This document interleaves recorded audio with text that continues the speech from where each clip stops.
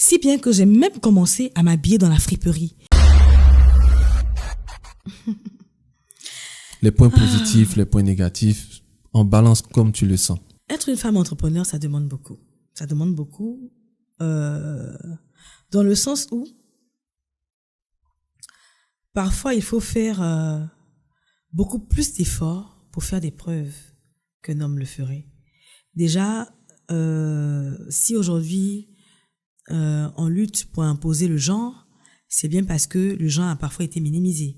Effectivement. Voilà. Et donc, il y a des hommes, par exemple, qui cherchent un maçon. On vous envoie une femme maçon. Il n'aura pas forcément envie de travailler avec la femme maçon. Parce que lui, dans sa tête, le maçon, c'est une femme. C'est un homme. Ah, pardon. Dans sa tête, le maçon, c'est un homme. Donc, quand on lui propose une femme maçon, déjà, il va se dire, est-ce qu'elle va bien faire? Il y aura plus de préjugés. C'est l'architecte qu'on m'a envoyé au lieu du maçon. Voilà. Il y aura plus de préjugés que si c'était un homme qui se présentait devant lui. Donc, la femme a déjà beaucoup à faire comme preuve pour s'imposer dans le milieu de l'entrepreneuriat. Il y a cela.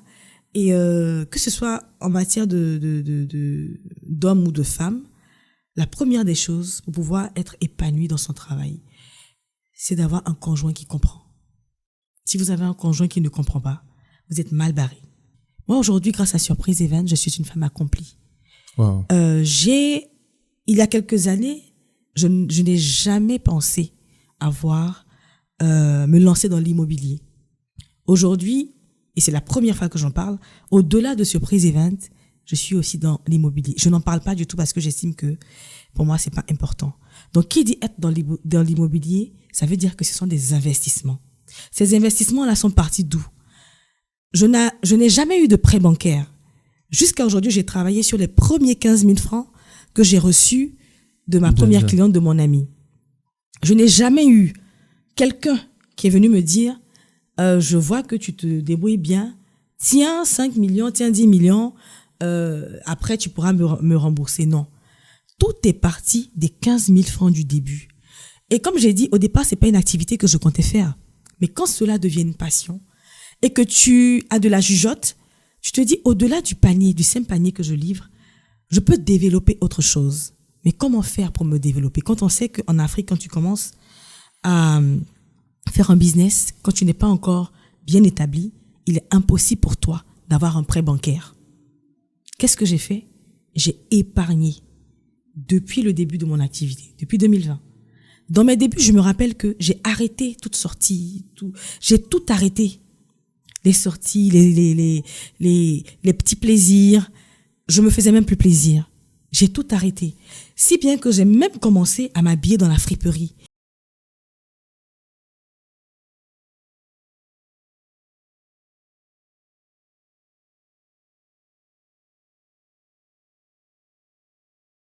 Tellement j'avais peur de manquer d'argent. Et quand j'ai commencé, j'ai pas commencé tout de suite avec un local. J'étais à la maison. J'ai des clientes qui venaient chez moi, qui, quand elles se rendaient compte que c'était un business à la maison la première année, partaient, refusaient de passer leur commande. Quand j'ai commencé, je me suis dit, à cause de l'échec de ma première boutique, je ne ferai pas les mêmes erreurs. Cette fois-ci, je vais pas me presser. Je vais attendre pendant 1 an, travailler à la maison. Mes assistantes venaient travailler dans mon salon. Tous mes paniers traînaient dans le salon.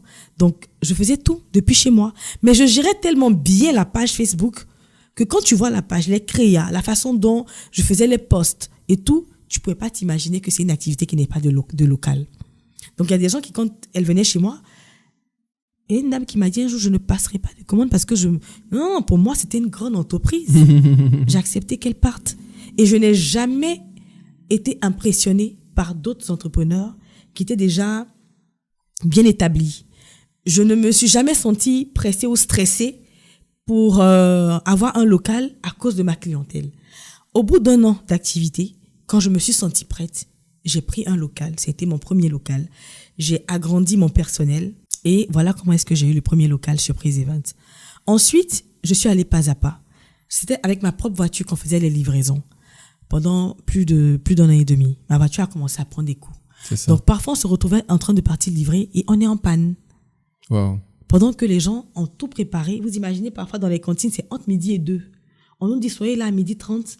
On a 30 minutes. Après, nous, on fait autre chose. Vous pourrez repartir. Jusqu'à 13h, on n'est pas encore arrivé. Or, eux, ils doivent reprendre. Ils ont organisé l'anniversaire de leurs collègues. Le patron doit être là, tout ça. Imaginez le stress. Et on vous appelle. Mais madame, vous êtes où? Vous allez gâcher notre surprise. Le stress. Et pendant que tu es en retard sur l'autre surprise, les prochains clients aussi t'appellent. Et tu es en panne. Et donc, à un moment donné, je me suis assise. Un matin, je me suis levée. Et vous savez, quand tu es une femme, tu donnes l'argent aux mécaniciens. À peine ils vont faire les vraies réparations et tout. Je me suis levée. Je rentre chez un concessionnaire. J'achète mon premier van professionnel. Maison mère. Maison mère, avec sachet. Avec sachet. Sans prêt bancaire. Wow. Je fais le retrait à la banque. Je paye sans prêt. J'ai payé cash. Parce que j'estimais, j'aurais pu m'offrir une voiture de luxe. Que ça m'a quand même coûté. J'aurais pu m'offrir des vacances à Bora Bora, des vacances comme je voulais. Ce qui aurait été des passifs, tout ça. Voilà. Alors que là... Mais je me suis dit, je vais aller loin. La première des choses qui pouvait mettre à l'aise ma clientèle, c'est d'avoir un bon local que j'ai aménagé. Même si c'est un petit local, c'est agréable. La seconde chose qui pourrait améliorer nos services, c'est d'arriver à l'heure. Pour arriver à l'heure, il faudrait que le véhicule arrête de tomber en panne. Et pour que j'ai un véhicule qui est sûr de ne pas être en panne au bout d'1 an, 2 ans, c'est un véhicule maison mère. Et c'est ce que j'ai fait. Avec les entretiens. Voilà, avec les entretiens et tout. Et là, ça fait quoi? Ça fait bientôt 2 ans. Non, 1 an et demi ou 2 ans, oui, qu'on a le... Non, 1 an et demi, pardon. Non, 2 ans, pardon, voilà, qu'on a le véhicule. Jusque-là, ça va. Tout se passe très bien. Dieu merci. On évite les retards. On arrive à l'heure. Il y a des clients qui parfois nous font attendre, ce qui nous met en retard aussi sur d'autres surprises. On arrive à gérer. Mais au fur et à mesure, j'ai appris à m'améliorer. Parce qu'on peut commencer une activité, comme je dis, sans business plan, sans savoir dans quoi est-ce qu'on s'embarque. Mais avec la plainte des clients, moi j'ai jamais pris les plaintes des clients comme un affront, non. Voilà. Avec la plainte des clients, je me suis rendu compte que ça n'était pas bien, ceci n'était pas bien, fallait améliorer ça ou ça. Donc ça m'a permis vraiment de m'améliorer, de diversifier nos offres, et je pense que c'est ce qui a permis à Surprise Event de tenir jusqu'à aujourd'hui. Et nous espérons que Surprise Event va aller le plus loin possible. Amen. Je voulais revenir sur un thème que tu as utilisé et te poser une question qui va répondre qui va permettre d'avoir beaucoup plus d'informations. C'est quoi pour toi une femme accomplie, Vanessa? Parce que tu as utilisé le terme tout à l'heure et je me dis, ok, est-ce qu'on a les mêmes critères de la femme accomplie selon la pensée commune? C'est quoi une femme accomplie pour toi? La femme accomplie, c'est la femme qui est épanouie. C'est quoi une femme épanouie? Une femme accomplie peut être une femme qui ne travaille pas, qui est mariée, qui se sent accomplie. Parce que pour elle, son objectif était de se marier, d'avoir des enfants. Donc l'accomplissement d'une personne, que ce soit une femme ou un homme, dépend de ses objectifs dans la vie. Quelqu'un, par exemple, qui aime boire, que ce soit un homme ou une femme, va se dire, aujourd'hui, j'ai dit que j'ai tout dans ma vie parce que je peux acheter la boisson comme je veux. Donc, l'accomplissement d'une personne dépend de ses aspirations dans la vie. Moi, j'estime que faudrait que je sois un exemple pour mes enfants. Vous savez pas à quel point c'est une fierté pour moi quand ma fille est venue faire son stage cette année, pendant les vacances, dans mon entreprise. Quand elle discute avec ses copines, j'ai surpris une fois leur conversation. Elle dit, ma maman est célèbre, je suis fière d'elle. Ma mère, elle est entrepreneur. Derrière, en fait, je suis un exemple pour elle et pour ses amis qui ont fini aussi par la suivre en venant faire le stage dans mon entreprise. Donc, pour moi, aujourd'hui, c'est d'être un exemple déjà pour ma fille. Je ne cherche pas à impacter qui que ce soit. La première personne que je vais impacter, c'est moi. La seconde personne, c'est ma famille et ma fille. Après, si mon parcours impacte d'autres femmes, d'autres personnes, j'en suis heureuse. Je me définis comme une femme accomplie parce qu'aujourd'hui, je suis autonome. Je suis autonome. Et je peux me permettre de donner ce conseil-là à d'autres jeunes filles en leur disant qu'il est possible de réussir uniquement que par le travail.